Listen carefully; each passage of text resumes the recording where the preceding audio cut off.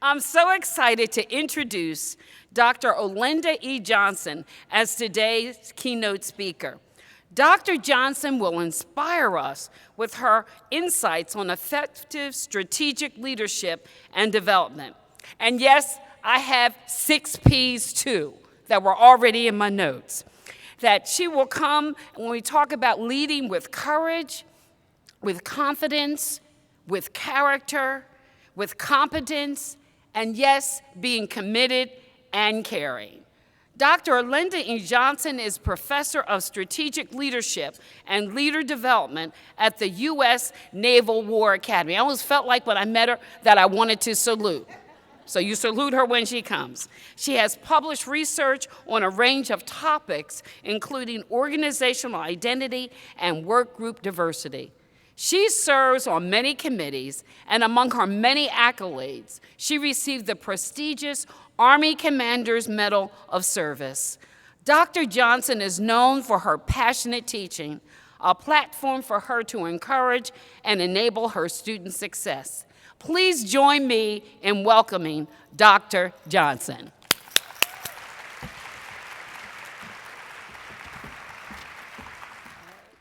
Thank you, thank you. I feel like I should say amen. Amen. Well, good morning, everyone. Oh, come on now, I'm a teacher. You can do better than that. Good morning, everyone. Thank you, thank you, thank you. Before I begin, first, I just want to thank the staff, both organizations and of the conference center. You are fabulous. So I think we need to give them a hand. I walk 5 steps, and they say, what can I do for you? And I walk 5 more steps, what can I do for you? So they are absolutely terrific.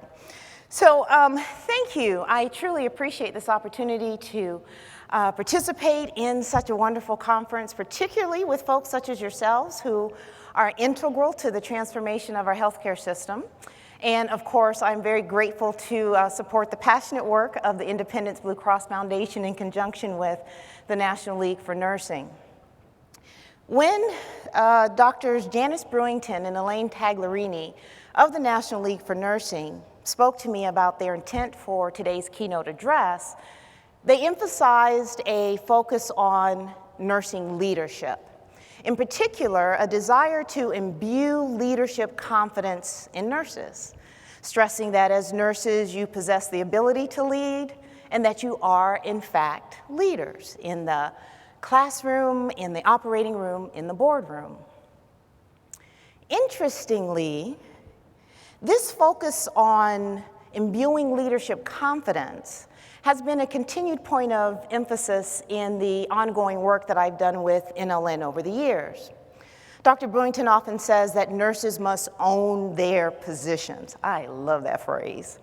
What she's saying is that as nurses, you must strive to own your leadership authority, internalize and believe in the leaders that you are, whether educators, practitioners, administrators, or corporate professionals. So as I began to prepare for today and continue to reflect on this phrase, a question kept popping into my head. Why is this notion of owning your position a continued point of emphasis for those in the nursing profession? Why the need to keep hammering on leadership confidence? After all, you are amazing people and you do amazing things. You are highly trained experts in your discipline. You have servants' hearts. You care for the least of these, and you are key actors in sustaining and advancing public health.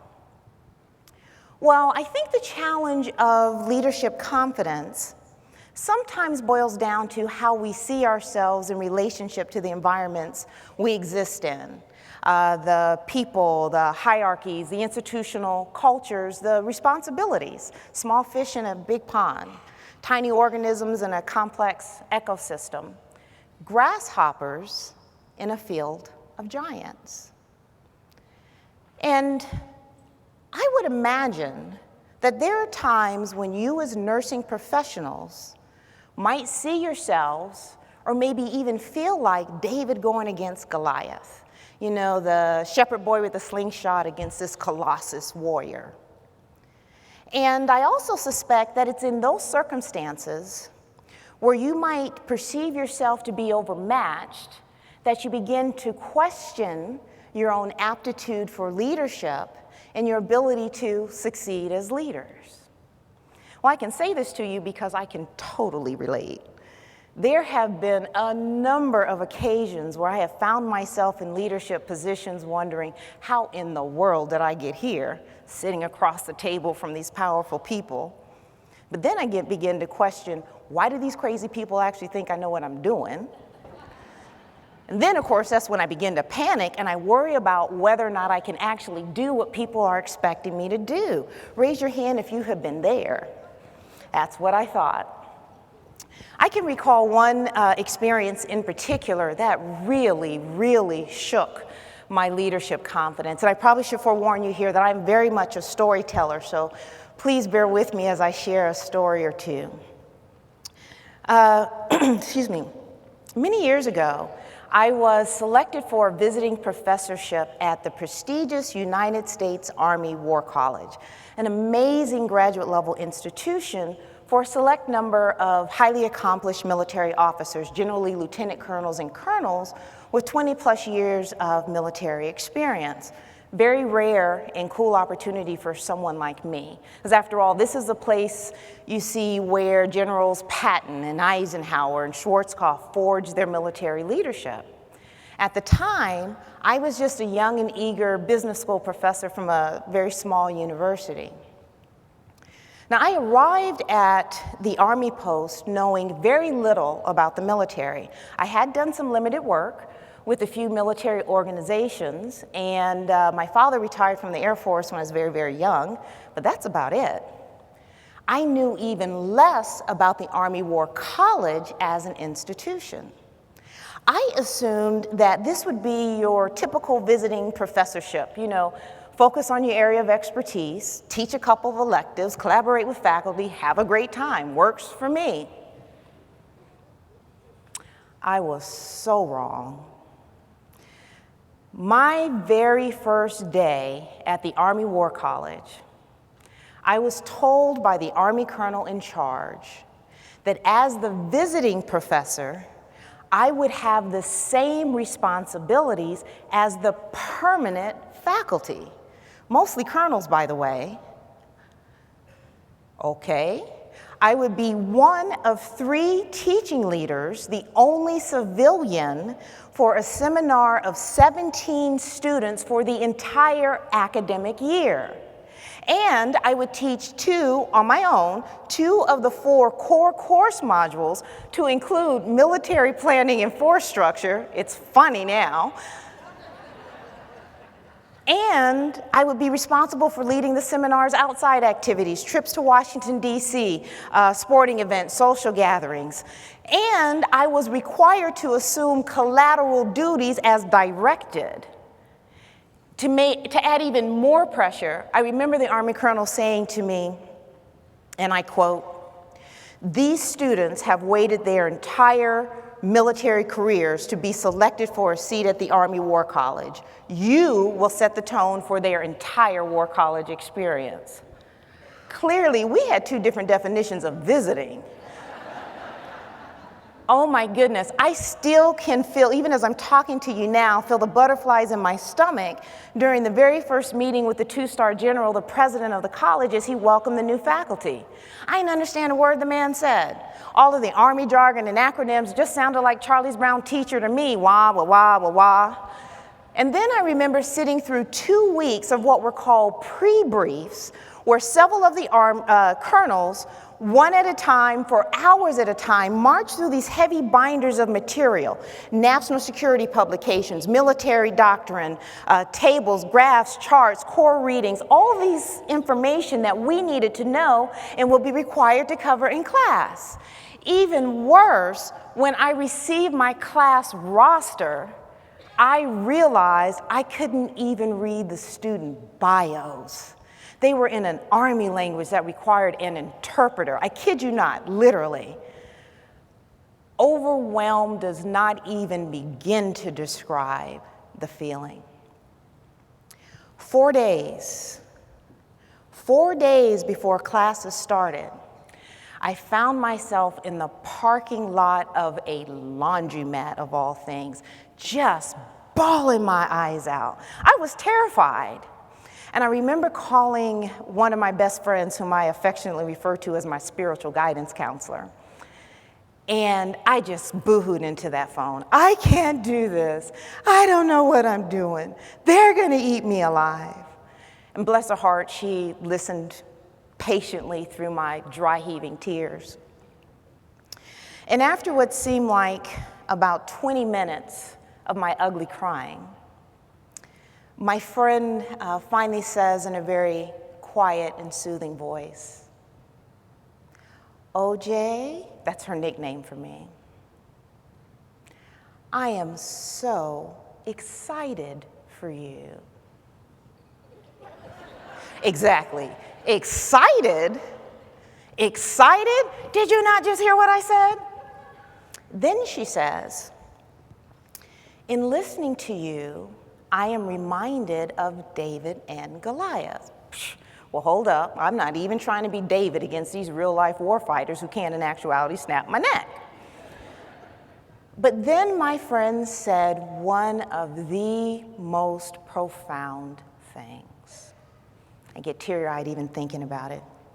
She said, "I am reminded of David and Goliath, not because David slew Goliath, but because God chose David. David was chosen." You see, here's the thing. Too often when we face giants or find ourselves in leadership positions in which we feel completely ill-equipped, we forget one of the most important things. We were chosen. We were chosen for that position. We were chosen for that responsibility. We were chosen for that promotion. We were chosen to lead. That means someone, some decision maker, thought enough of our talents, our skills, our abilities, even our potential to place us where we are as a member of the faculty, designated to be a team lead, hired into our professional institutions, invited to be on a board, chosen. And that means if others have confidence enough to choose us, then we must challenge ourselves to internalize that same level of confidence in order to succeed. Chosen. Recently, I have found myself rereading that story of David and Goliath. I've been listening to a teaching leader give several lessons on this well-known story. In fact, I have to confess that I borrowed a part of the title of today's address, "Facing Giants," from this series. This study has resulted in an interesting revelation for me. While we often reference the story of David and Goliath to celebrate the underdog beating out the more powerful or the little guy beating out the bully, as it turns out, the best part of that story may actually be what happens before the action takes place. You see, there's a whole story that happens before the kid kills the giant with the slingshot. Now, I told you I was a storyteller, so if you bear with me, I'll briefly summarize. So here's what happened, or better said, here's what happened. So there was this man named Samuel who was directed to go and appoint a person to be the future king of a particular nation. He was told that this person would be one of the sons of a man named Jesse, but he wasn't told which son, only that he would know whom to choose when he saw him. You know, it's like going shopping for a pair of shoes to go with a particular outfit. You don't know exactly what you're looking for, but you know it when you see it.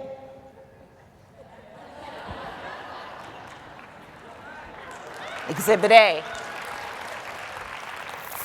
Like that. So Samuel, following instructions, travels to Jesse's homestead, and he explains his mission. Jesse, upon learning that one of his sons has been selected to be the future king, immediately brings out his eldest son to Samuel. This son is handsome, he is strong, and he certainly has the physical carriage of a king. Samuel takes one look, shakes his head, nope, not him. So Jesse brings out his next eldest son. Samuel looks at him, not him either. In all, Jesse brings 7 sons to Samuel. But much to his exasperation, none of those sons were selected. But Samuel is absolutely certain of what he was told. So he asked Jesse, "Are you sure you don't have any more sons?" Jesse says, "Well, I have my youngest, little ruddy, bright-eyed David. He's out tending the sheep." Samuel instructs Jesse to go get David, and upon meeting David, he knows immediately that this 17-year-old kid is the one that has been chosen to be the future king. So let's pause here for a moment. What do we learn about David, and how can it help us on our own leadership journey? Well, first, I think we can surmise that David was a young man of character. He was trusted by his father to care for the family's livelihood, and he was trusted by the nation's top leader to be by his side. After Samuel selected David, the highest-ranking leader in their nation chooses to employ David to tend to his needs. As it turns out, someone else in the nation knew of David's particular skills and brought him to the leader's attention. So not only is David trusted by his father, he's trusted by the highest-ranking person in their nation. By his actions and unaware or even perhaps unconcerned about who was or was not watching, David demonstrated his sense of responsibility and commitment, garnering the respect of others. David also performed both of his jobs with excellence, further exemplifying his trustworthiness. Those who knew David described him as courageous and upstanding. Character. You see, character is a key factor in being chosen.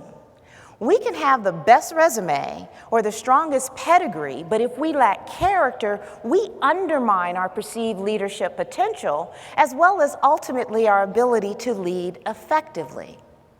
Second, we learn that David lived to serve. He cared for his sheep, he was obedient to his father, and he served his leader.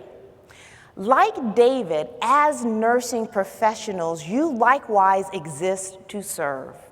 You care for those under your charge in the best way possible, doing whatever it takes to educate, heal, nurture, and protect them. And you serve your authorities to whom you are accountable.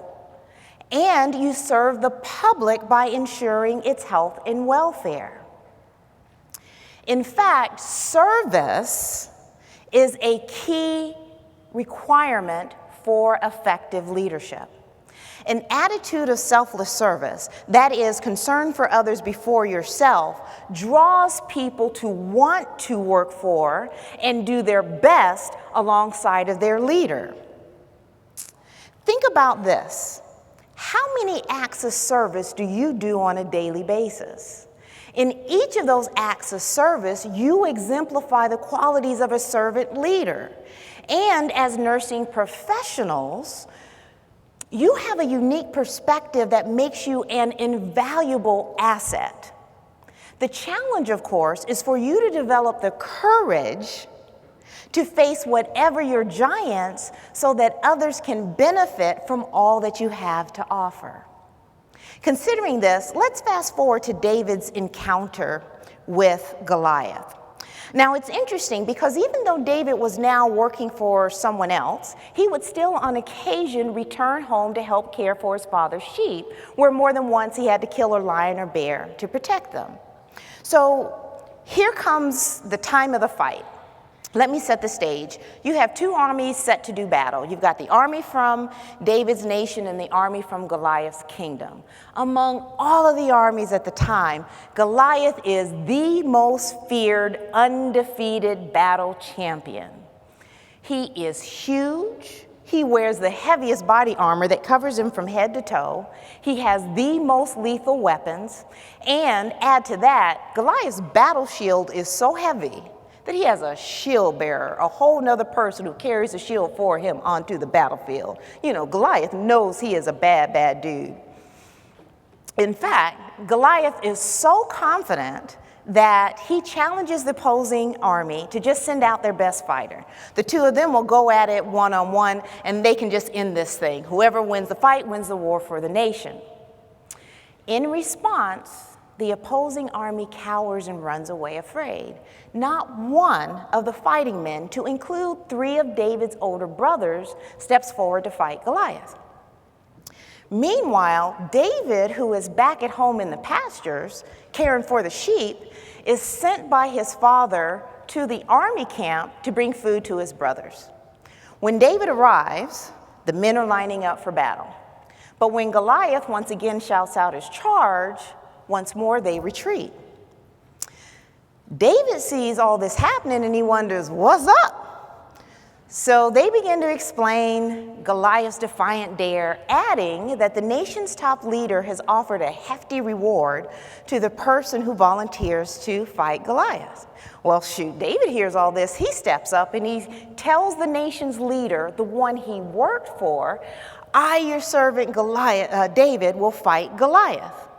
The leader, David's brothers, everyone else, they chastise David. They tell him to go away. What can you do, little boy? But you gotta love David's response. Boldly, he begins to tick off his abilities and accomplishments as a shepherd. He tells them, I keep and I care for my father's sheep. When a lion or bear tried to take a sheep from the flock, I rescued it. When the predators turned on me, I killed them. So surely I can do the same with this giant. You see, while no one else thought that David was capable of fighting Goliath, David could see how his previous experience killing lions and bears could be applied to this new requirement to defeat this giant.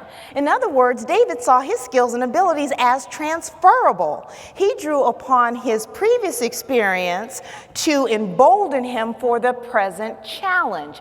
Confidence. How often do we undermine our leadership abilities by failing to recognize the talents, the skills, the experiences that we bring to the table?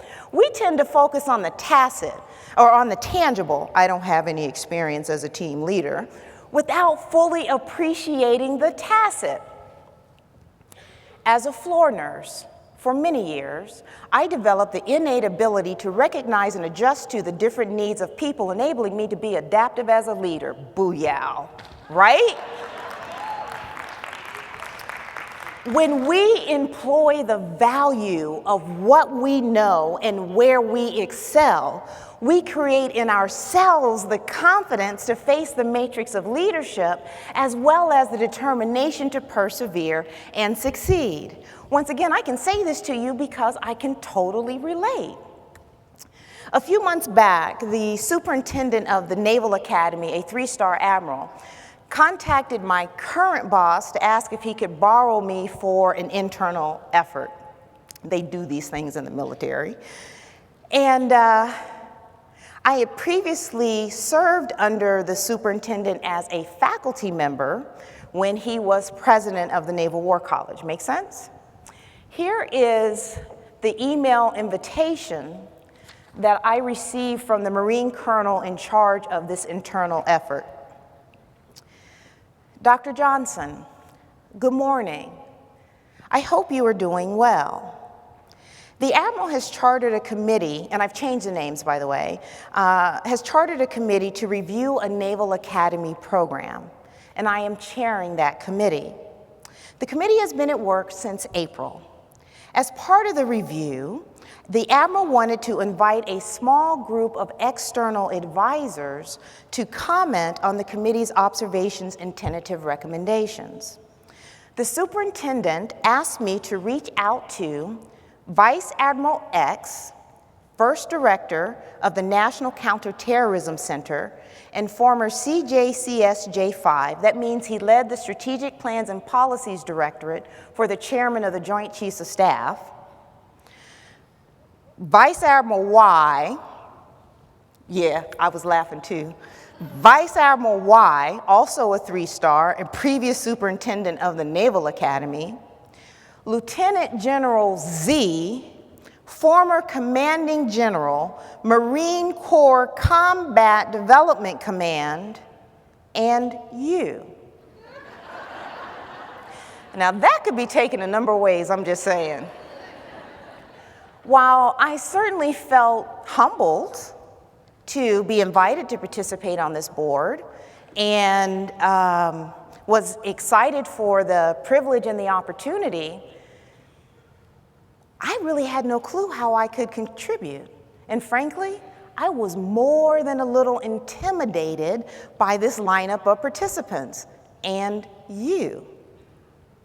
Fortunately for me, my insecurities and hesitations did not go unnoticed. I am very, very blessed to have one colleague in particular at the Naval War College who can read me like a book.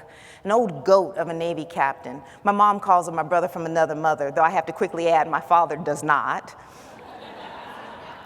But he is a terrific, terrific leader in his own right who has done some amazing things to protect the security of our nation. So about a week before I was to head down to Annapolis to the Naval Academy, my colleague sits me down and he says, "You know why the Admiral invited you to be on that board, don't you?" Drop my head, shrug my shoulders, I don't know. Because the Admiral likes me and we got along pretty well when he was here at the college, clearly lacking any semblance of confidence. But my colleague's response, though, was classic gruff Navy captain. He immediately shifted into crusty old sailor mode, got impatient and just yelled at me, "No, forget all of that stuff. He asked you because you do what you do. You're going to ask the questions that nobody else thinks to ask. You're going to drive that conversation in a direction they wouldn't consider, and you're going to help them see what they can't see with their typical military mindsets. So you just go down there and you just do you." I have to tell you, I could not have been more grateful for that pep talk. My colleague completely assuaged my fears, but more importantly, he put my giant into perspective. And after that, my mantra just became, just do you. Here's the thing. All of those qualities that my colleague sees in me and that he pointed to as valuable came from my many years as a teacher. Whether teaching, shepherding, undergraduates or senior military officers, I have spent years using and developing active learning methodologies and teaching with the Harvard Case Method, which, as many of you know, requires the teacher facilitator to listen carefully and direct the learning, probing with assumption-breaking questions, driving the conversation towards a different end, synthesizing and making connections with shared inputs, or doing what I like to say, creating that leadership in learning aha. If I can kill the lion and bear, confidence. So I faced my giant, which was this advisory meeting flanked by these highfalutin general officers on both sides, knowing that I was chosen, clothed with humility, character, and participating with confidence. And just as my colleague predicted, I asked unexpected questions, I challenged the underlying assumptions, and I even helped define our overarching framework. After a while, I got so comfortable just doing me that I had a couple of teaching moments where I grabbed a marker, my slingshot, started drawing all over the whiteboard. Thank you. Afterwards, each of those general officers wrote me and said they actually appreciated those teacher moments. More importantly, we as the advisory board were able to bring together our very diverse perspectives to strengthen the already good work of the colonel and his team, ensuring the right direction for the academy program. And that is effective leadership. So here's my challenge to you. Take an inventory of your talents, your skills, your abilities, and examine them for transferability. In other words, consider how you might employ the value of your shepherding skills in a new role, in a different setting, in the practice of leadership, then strive to own your authority and just do you. Now, back to David and Goliath. You know how the rest of the story ends. Despite being told that he was incapable of fighting this giant, David grabs 5 smooth stones, flings one with his slingshot, hits Goliath smack between the eyes, dead. But let me offer just one last observation about David before he flings the stone and kills the giant. In addition to being chosen, exemplifying character, exuding confidence, David also was centered. Here's what I mean. Even though David may have seemed powerless on the outside, he was far from it.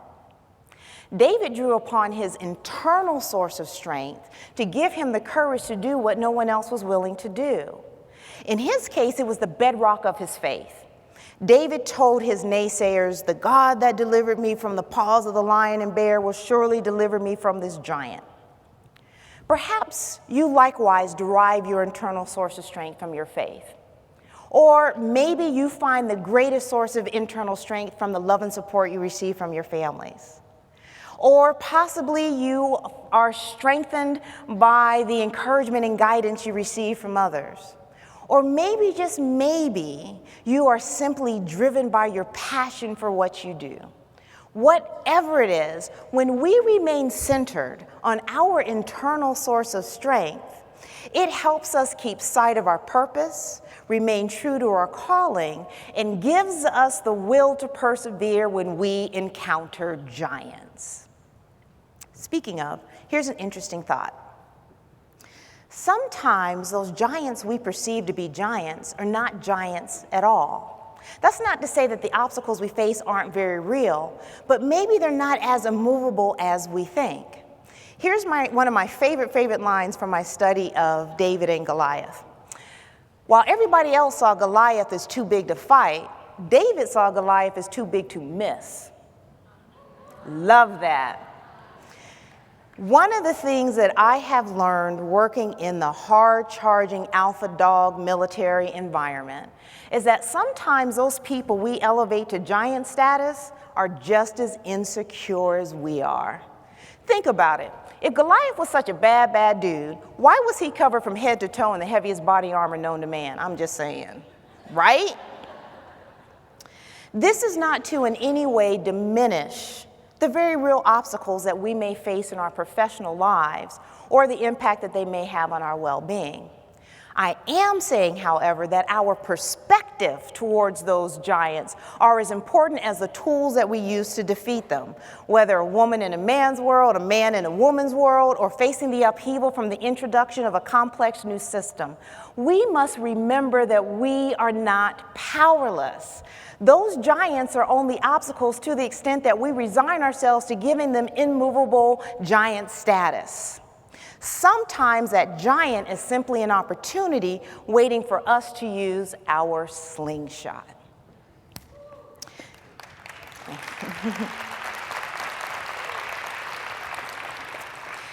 So finally, as I prayed about how to conclude my remarks today, I desperately wanted to leave you with some words of encouragement, some nuggets, some truth that just might linger long after we leave this room, or maybe even long after this conference ends.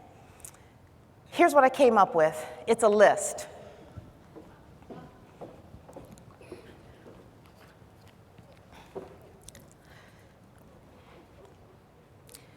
Alabama, Alaska, Connecticut, Delaware, Florida, Georgia, Iowa, Indiana, Kansas, Kentucky, Louisiana, Maine, Maryland, Mississippi, Minnesota, Missouri, New Hampshire, New Jersey, New York, North Carolina, North Dakota, Oklahoma, Oregon, Pennsylvania, Rhode Island, South Dakota, Tennessee, Texas, Utah, Vermont, Virginia, Washington, West Virginia, and Wyoming.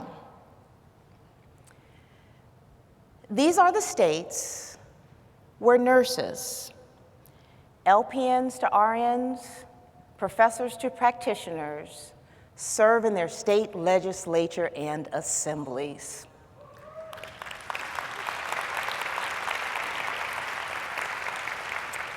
Of these, 15 states have 2 nurses serving as state representatives. 3 states have 3, Missouri has 4, and Minnesota has 6 RNs serving in its state legislature. Add to that, California, North Carolina, and Tennessee have as their representatives to the United States Congress nurses. And if you do the math, that means 70% of our states are being governed by nurses. Who says nurses can't lead? Nurses are leading, nurses are leaders, nurses are leading. There are a host of leadership opportunities just awaiting your shepherding skills. Your institution and our nation need you. So grab your slingshots and just do you.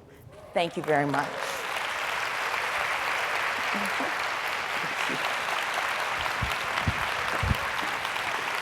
Thank you.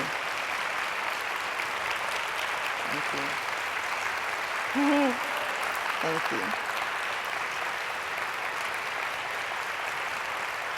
Thank you. So I am told that I have about 10 minutes to take questions if there are questions, although I am also reminded that I am the last thing standing between you and food. So thank you for both the warm welcome and the wonderful response. Or observations, or thoughts. All right. I have a question. So my name is Deborah Pascal, and I'm a nurse practitioner, and I am working on 2 of my passions. One is clinical and the other educational. On the clinical side, in trying to develop my own private practice, my Goliath is the insurance companies. Okay. You know, we're already taking a look at accepting 85% payment fees, but we're also battling just to become providers under the insurance companies as an independent practitioner, where many of them are saying, why should we hire you independently? You need to go to work for the agency, and I am not knocking any agencies, please. But I'm also trying to show that we can be leaders. We can develop our own businesses, our own practices. But in doing that, we're hitting up against that wall, that Goliath of the insurance company to say, you know, we are not going to hire you independently. We'll hire you as an agency representative. How can the Davids go up against the insurance Goliath? And maybe I can throw out the gauntlet to Independence Blue Cross to say, hey, you know what? I'm going to take that challenge, and I will accept to be on your board to say and to be the representative for nurse practitioners who want to be the independent practitioner and who don't want to come under the insurance company, under an agency and work for you. So what would your suggestions be for someone like myself? Okay, so first of all, you know, I can't give you an answer with respect to your particular direction because I'm not familiar with that field. But I will tell you what immediately came to mind when you started sharing your story. Someone said this on one of the earlier panels, the power of networking. Mm-hmm. I would imagine you are not the only person who is trying to fight that Goliath. Yep. One of the things that we learn in the work that we do is too often we approach our Goliaths as though we have to be these independent islands. I have to be the one to figure this out. This is my fight. You will be surprised how many other people are fighting that same fight. And when this person works with this person, and this person works with this person, and then this person works with this person, all of a sudden that giant isn't just fighting against one David. It's fighting against a collective where collectively you have much more power to make your position known. The other thing that I have learned is that sometimes we have to speak in the other person's language. The quick example, someone mentioned this on the early panel, I am a big picture thinker. I teach critical thinking courses. I am always seeing the big picture. I work in an environment that it's all linear, and everything is about this, everything is about the order, everything is very structured, and I am anything but. And what I found was I was struggling to get my ideas across because I'm explaining them in the way they make sense to me. But I need the decision maker to understand what I'm saying. But if he or she isn't understanding it from my perspective, how can I shift the way I explain it according to their perspective and speak their language? So you know what I started doing? I might have a very broad idea that I've written out in a paragraph or a paper, which when I read the paper makes perfect sense to me. I put it in a table because the people I'm communicating with understand order and linear. So I said, well, how can I break this down and put some key focus items on this side and some key things on this side and fill in the blocks and color it red, green, and yellow? That's the language they speak. It may not be my language, but once I present that same idea in their language, all of a sudden, like, that's the best idea ever. So part of the challenge may be thinking about how you're communicating what it is in a language that the insurance companies understand as opposed to from just the source of your passion. That doesn't mean your passion isn't important, but communicating it from your passion may not be the way that they need to receive and process it. Does that make sense? It definitely does. All righty. Thank you. You're welcome. Somebody else? Sure. First of all, thank you. It was such a pleasure to listen to you today, Dr. Johnson. You're welcome. Reading that you have a history in organizational leadership, I have a real-life, real-time question for you, where I work for a company of nurse practitioners that provide services in nursing homes. And we are currently undergoing some organizational changes. We have a very strong business unit, and I am the only clinical leadership for the entire company right now. So while we are looking at the best way to streamline reporting of responsibility and reporting lines and scope of responsibility, and while I realize that some of this has to be shouldered by operational people, what would be some of your pieces of advice to make sure that the clinical component of the company remains strong and at the table? Okay, so if I understand you correctly, your organization is growing and evolving, and there's been either a shift or a greater emphasis on the business side of the practice as opposed to the clinical side of the practice. Correct. Is that right?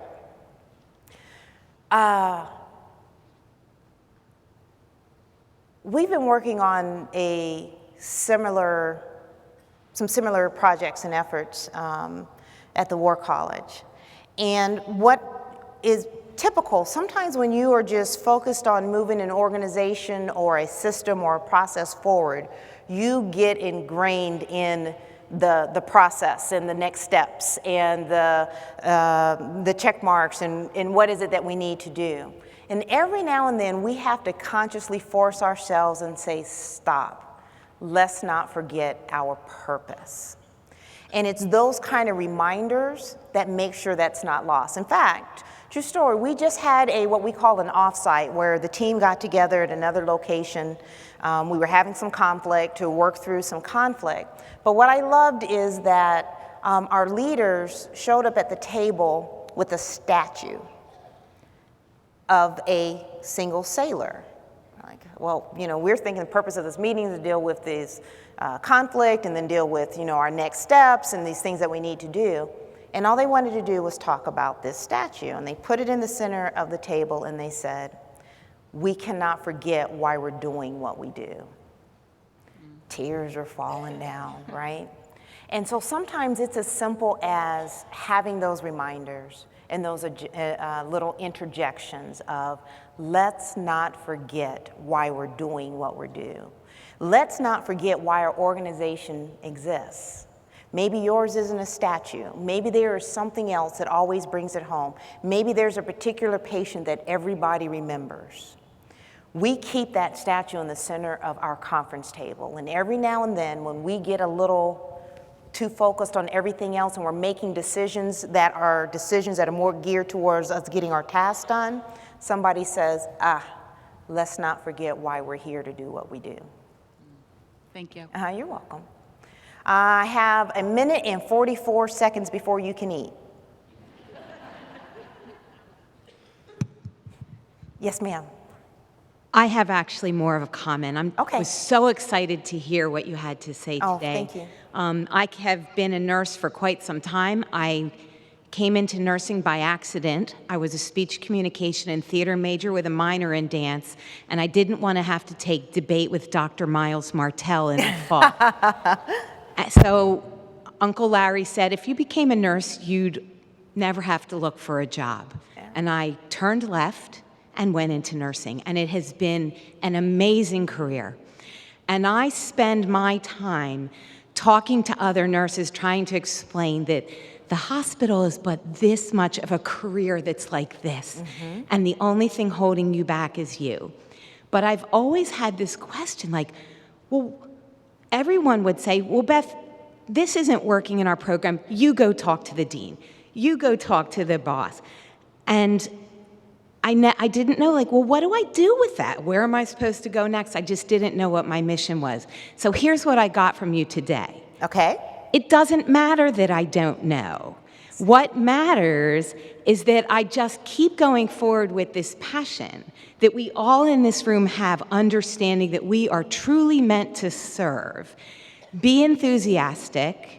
Put one foot in front of the other and just keep going forward. And the answer will be revealed. And just ask for the vision to see it and take advantage of your opportunities. And catch on fire with enthusiasm, and people will come for miles to watch you burn. So I thank you for that gift today, because I realize just keep on going, even though I don't quite know where I'm going to end up. Just serve. Well said. Thank Just do you. Thank you. I think we're out of time. Yes? Thank you very much, everyone. Very much appreciated.